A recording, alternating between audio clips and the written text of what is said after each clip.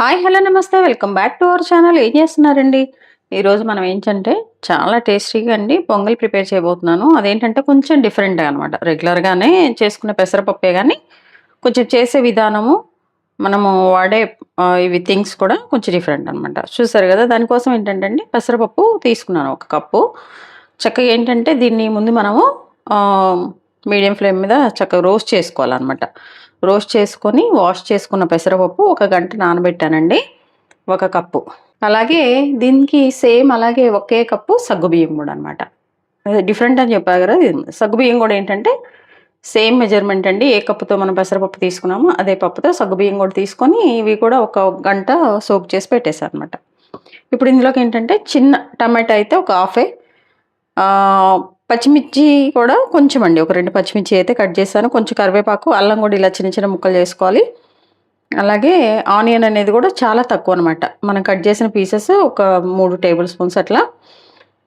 ఇంకా మన పొంగలి అనగానే దేనికైనా మంచిగా కంపల్సరీగా ఉండాల్సింది మన మిరియాలన్నమాట, దంచుకున్న మిరియాలు.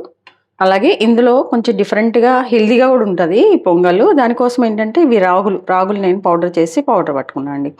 జస్ట్ ఒక 2 టేబుల్ స్పూన్స్ అయితే అవసరం అవుతుంది. ఉంటే గనక అది యాడ్ చేసేసుకోండి. నేను లేదని వాటిని మిక్సీ పట్టా. ఇప్పుడు ప్రాసెస్‌లోకి వెళ్ళిపోదామండి.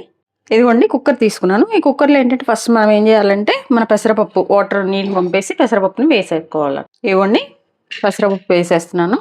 చాలా టేస్ట్‌గా ఉంటదండి. చక్కగా వేడి వేడిగా తింటే కొంచెం ఈ పెసరపప్పు అనేది చలవ చేస్తది కూడా. ఈ సమ్మర్‌లో చేసుకొని అయితే మనం తినొచ్చనమాట. బావుంటది సాఫ్ట్‌గా. చక్కగా లంచ్‌కి చేసుకోవచ్చు, డిన్నర్‌కి కూడా చేసుకోవచ్చండి. అలాగే ఈ సగ్గుబియ్యాన్ని కూడా మనం వేస్తున్నాం అనమాట. చూడండి, సగ్గుబియ్యం కదా ఎలా ఉంటదో అనుకోవద్దండి, బావుంటది. టేస్ట్ అయితే బావుంటుందనమాట. ఒకసారి ఇలా చేసుకోండి, చాలా బావుంటుంది.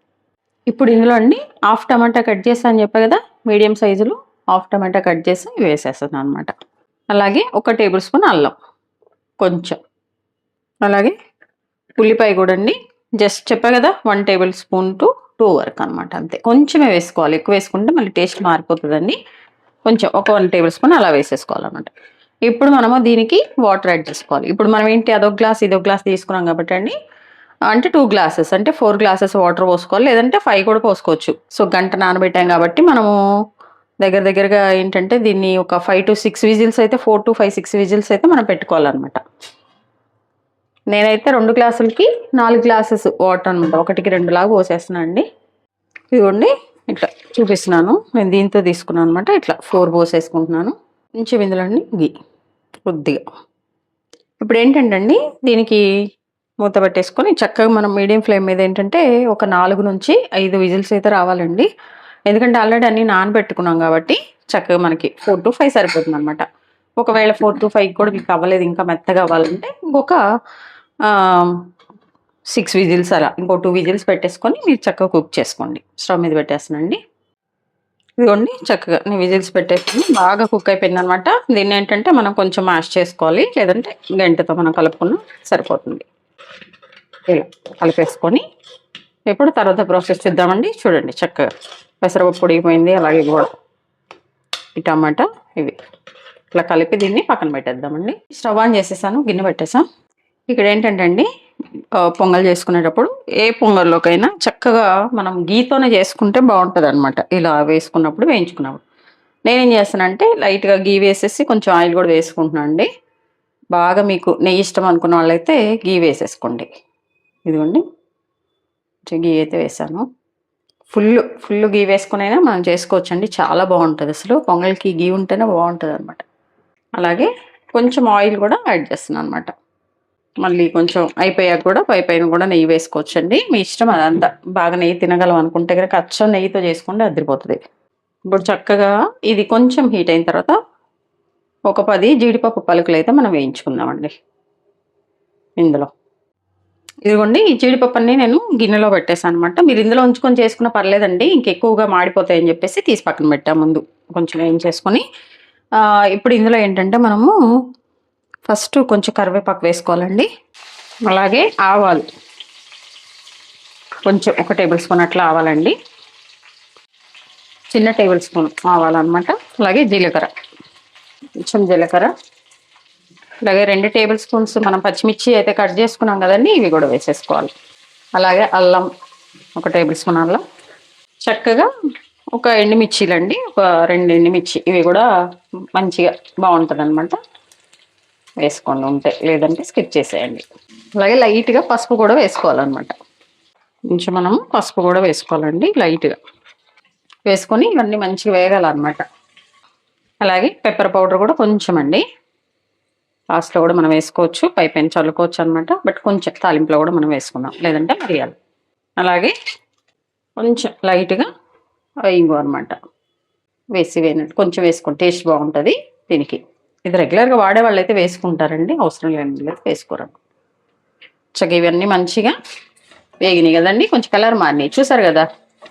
మన అల్లం కూడా కొంచెం మంచిగా కలర్ చేంజ్ అయిపోయినాయి అనమాట, ఈ పచ్చిమిర్చి ఇవన్నీ. ఇప్పుడు ఇందులో మనం ముందుగా వేయించుకున్న ఈ జీడిపప్పు కూడా వేసేద్దాము. వేసేసి మంచిగా మనం మిక్స్ చేద్దామండి. ఇప్పుడు దీనికి ఏంటంటే మనం కుక్కర్లో చక్కగా ముందు ఇలా మ్యాష్ చేసుకొని పక్కన పెట్టుకున్నాం కదండి, అది మనం యాడ్ చేయాలన్నమాట. చూడండి నేను ఇప్పుడు ఇదే యాడ్ చేస్తున్నా, టేస్ట్ మాత్రం బాగుంటుందండి. ఇప్పుడు దీన్ని మనం మంచిగా మిక్స్ చేసుకోవాలండి. మాడుతూ ఉంటుంది, కొంచెం దగ్గరుండి మనం మిక్స్ చేసుకోవాలి. ఎందుకంటే సగ్గుబియ్యము ఇదంతా కూడా కొంచెం చిగడగా ఉంటుంది మన పెసరపప్పు, ఇది దానికోసం అండి. చూడండి కొంచెం వాటర్ అయితే యాడ్ చేసుకుందామండి, దగ్గరకు వచ్చేస్తుంది కాబట్టి. మరి గట్టిగా ఉంది కదా, మనం తినడానికి కూడా కొంచెం లిక్విడ్గా అట్లా ఉంటే బాగుంటుంది అని కొంచెం వాటర్ యాడ్ చేసుకుందాం.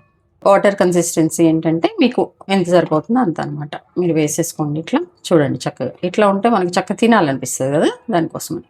ఇప్పుడు దీనికి మనం ముందుగా పక్కన పెట్టుకున్నాం కదండి రాగి పిండి, రాగి పౌడర్ పెట్టానని చెప్పా కదా, ఇది యాడ్ చేయాలన్నమాట. ఇదిగోండి ఇప్పుడు దీనికి ఏంటంటే మనం ఒక 2 టేబుల్ స్పూన్స్ అయితే రాగి పిండిని మనము వేసేద్దామండి. పెద్ద టేబుల్ స్పూన్ అయితే కనుక 2 వేసుకోండి, చిన్నది అయితేనేమో ఒక 3 అట్లా వేసుకోండి. ఇదిగోండి చూడండి మిక్సీ పట్టుకున్నాను నేనైతే. మన ఇంట్లో మనకి కామన్గా మామూలుగా ఉంటే కనుక అది వేసేసుకోండి, ఇబ్బంది ఏం లేదు. బాగా టేస్ట్ వస్తుందండి ఈ పౌడర్, రాగి పౌడర్ అనేది. కొంచెం హెల్దీ కూడా, మనకి కొంచెం ఐరన్ ఉంటుంది కాబట్టి ఇది వేసుకుంటే బాగుంటుంది అనమాట. వేసాక మంచిగా మనము మిక్స్ చేసుకోవాలి. లేదంటే రాగి పిండిని కొంచెం వాటర్లో కూడా మనం కలిపి ఆ వాటర్ కూడా యాడ్ చేయొచ్చండి, ఎలా అయినా చేసుకోవచ్చు. చూసారు కదా ఇప్పుడు కన్సిస్టెన్సీ ఎలా ఉంది, ఇంతకుముందు వేరేలా ఉంది, ఇప్పుడు చక్కగా తినాలనిపిస్తుంది కదండి. ఇంతే, ఇంకా సింపుల్గా చాలా ఈజీగా మంచి టేస్టీగా. అన్నిటికన్నా లాస్ట్లో మనం ఒకటి వేయాలి కదండి, సాల్ట్ అనేది మనం ఇప్పటివరకు వేయలేదు కాబట్టి మన టేస్ట్కి సరిపోయేంత ఉప్పు అయితే మనం వేసుకోవాలన్నమాట లాస్ట్లో. చూడండి సాల్ట్ వేసేస్తున్నాను, కొంచెం మనకి సరిపోయే విధంగా తెలుస్తుంది కదండి, కొంచెం వేసేసాం. ఇంతే అండి, కొంచెం కొత్తిమీర వేసుకొని ఇంకా స్టవ్ ఆఫ్ చేసుకోవాలన్నమాట. ఒకసారి ఉప్పు చెక్ చేసుకోండి, సరిపోతే కొంచెం మళ్ళీ మరేమో యాడ్ చేసుకోవాలన్నమాట. మనము అందులో కొంచెం వేసాం కదండి పెప్పర్ పౌడర్, ఇప్పుడు కొంచెం వేసుకుందాం. ఎందుకంటే కొంచెం ఘాటు అనేది తక్కువ అనిపించింది నాకు. కొంచెం ఘాటు కావాలనుకున్న వాళ్ళైతే కొంచెం ఈ పెప్పర్ పౌడర్ని మీరు వేసుకోండి, బాగుంటుంది. చూసారా ఇలా ఈ కన్సిస్టెన్సీ సరిపోతుందండి నాకు. ఇంకా నేను స్టవ్ ఆఫ్ చేస్తున్నాను. అండ్ లాస్ట్లో మంచిగా కొత్తిమీర కొంచెం ఎక్కువ వేసుకోండి, బాగుంటుంది. చూసారా కొత్తిమీర అనేది మనం వేసేసుకోవాలన్నమాట. వేసుకొని మంచిగా మిక్స్ చేయాలండి. మిక్స్ చేశాక మనం స్టవ్ ఆఫ్ చేసుకొని వేడివేడిగా సర్వ్ చేసుకుని తినాలి. ఇదిగోండి చక్కగా ఈ కొత్తిమీర అనేది మంచి టేస్ట్ వస్తుంది అనమాట, చాలా బాగుంటుంది. ఇప్పుడు మీరు కావాలంటే కొంచెం లాస్ట్లో మనము నెయ్యి వేసుకోవచ్చు, లేదంటే సర్వ్ చేసుకున్నప్పుడు పైపైన కూడా వేసుకోవచ్చండి, అంతే. ఇంకా వేడివేడిగా తినేద్దాం, వచ్చేసేయండి. ఇదిగోండి చూసారా చాలా హెల్తీగా, చాలా సింపుల్గా, టైం కూడా చాలా తక్కువ టైంలోనే అయిపోయింది అనమాట. టేస్ట్ మాత్రం డిఫరెంట్గా బాగుంది, చాలా హెల్తీ రెసిపీ అనమాట. మీరు కూడా వీడియో చూసిన తర్వాత ట్రై చేయండి. ట్రై చేశాక ఎలా వచ్చిందో కామెంట్ బాక్స్లో తెలియచేయండి. అలాగే మీ విలువైన సమయానికి కేటాయించిన వీడియోస్ చూస్తున్నందుకు మీ అందరికీ నా ధన్యవాదాలండి. మీకు నచ్చినట్లయితే లైక్, షేర్, సబ్స్క్రైబ్. చూస్తున్నారు కానీ ఎవరు సబ్స్క్రైబ్ చేసుకోవట్లేదండి, ప్లీజ్ డూ సబ్స్క్రైబ్. హెల్తీగా కుకింగ్ చేసుకుందాం, మన ఆరోగ్యాన్ని మనం కాపాడుకుందాం. Thank you.